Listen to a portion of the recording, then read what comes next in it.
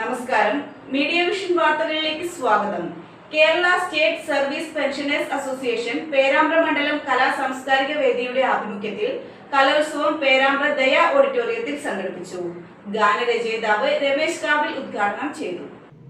Kerala state service pensioners association Perambra മണ്ഡലം കലാ സാംസ്കാരിക വേദിയായ സ്കോപ്പ് നേതൃത്വത്തിൽ കലോത്സവം 2026 പേരാമ്പ്ര ദയ ഓഡിറ്റോറിയത്തിൽ സംഘടിപ്പിച്ചു. ഗാനരചയിതാവ് രമേശ് കാവിൽ കലോത്സവം ഉദ്ഘാടനം ചെയ്തു.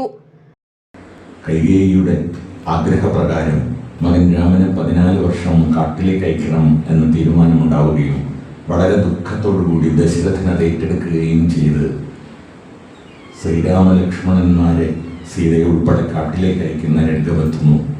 അവർക്ക് മരവിൽ കൊടുത്ത് സന്യാസവേഷം കൊടുത്ത് അവർ കാട്ടിലേക്ക് അയക്കുന്ന ആ നിമിഷത്തിൽ ആ മനുഷ്യൻ ഹൃദയം പൊട്ടുകയാണ്. ദശരഥനെ പോലെ വെളിയിൽ അയാൾ തളർന്നു വീഴുന്നു. ദശരഥ മഹാരാജാവ് അല്പസമയം കഴിഞ്ഞിട്ടും അയാൾ എഴുന്നേൽക്കുന്നില്ല.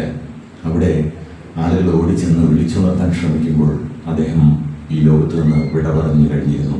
ദശരഥന്റെ വേഷം കെട്ടി ആ വേദിയിൽ മരിച്ചു വീഴുകയായിരുന്നു. അടിമുടി കലാകാരനായി ജീവിച്ച് മരിച്ചുപോയ ഒരു മനുഷ്യന്റെ പേരാണ് ഗുരു ഗോപിനാഥ്. കേരളം എന്ന പേരിൽ ഒരു കല, കേരളത്തിൻ്റെ പേര് ചേർത്ത് വെച്ച് ഒരു കല നമുക്കുണ്ട്. അതിൻ്റെ പേര് കേരള നടനം എന്നാണ്.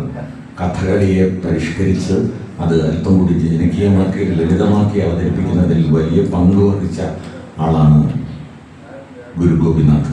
പണ്ട് കാലത്ത് നമ്മൾ കണ്ട ഒരുപാട് ചലച്ചിത്രങ്ങളിലെ അഭിനേതാവ് കൂടിയായിരുന്നു. ഇനി ഞാൻ കഥയുടെ ആദ്യ ഭാഗത്തേക്ക് തിരിച്ചു വരികയാണ്. ടാഗോറിൻ്റെ ശാന്തിനികേതനിൽ ഈ മനുഷ്യൻ്റെ അത്ഭുത പ്രകടനം കണ്ട് അദ്ദേഹത്തെ വാഴ്ത്തിയ ആ കൊച്ചു പെൺകുട്ടിയുടെ പേര് ഇന്ദിര പ്രിയദർശിനി എന്നായിരുന്നു. അവരാണ് ആ കലാകാരൻ്റെ വൈഭവം തിരിച്ചറിഞ്ഞ് വളരെ ചെറിയ പ്രായത്തിൽ തന്നെ വൈഭവം തിരിച്ചറിഞ്ഞ് പിതാവായ ജവഹർലാൽ നെഹ്റുവിന് കത്തയക്കുന്നത്. ആ കത്ത് കിട്ടിയിട്ടാണ് ജവഹർലാൽ നെഹ്റു ഇത്രയും കേമനായ. വി കെ രമേശൻ ചടങ്ങിൽ അധ്യക്ഷത വഹിച്ചു.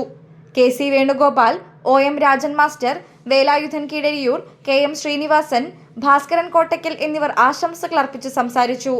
കെ വി ശശികുമാർ സ്വാഗതം പറഞ്ഞ ചടങ്ങിൽ വി കണാരൻ നന്ദി പറഞ്ഞു.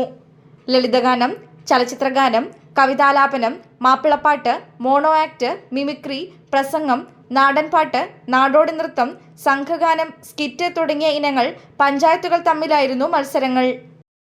കവിതകൾ പാടി വന്ന വെള്ളാരം കുന്നിലെ കതിരു കാണാക്കിളി ഇന്നെന്റെ മനസ്സിന്റെ മലമുറ്റത്തെത്തി ഇന്നോള രാഗത്തിൽ പാടി പാടി തേനിന്റെ മധുരിമയെങ്ങനെ വന്നു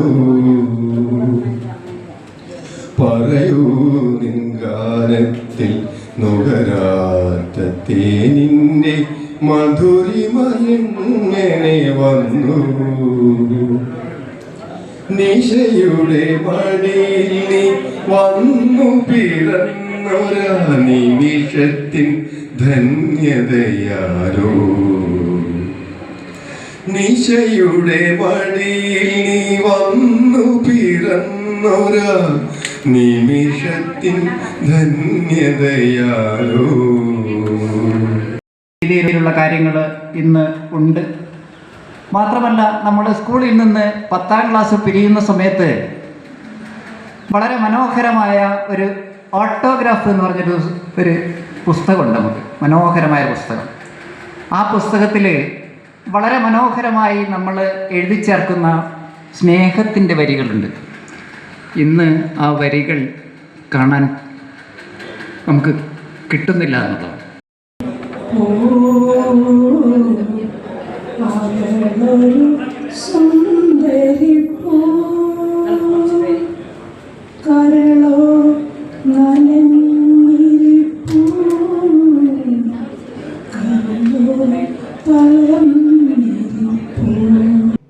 news bureau, media vision, Perambra.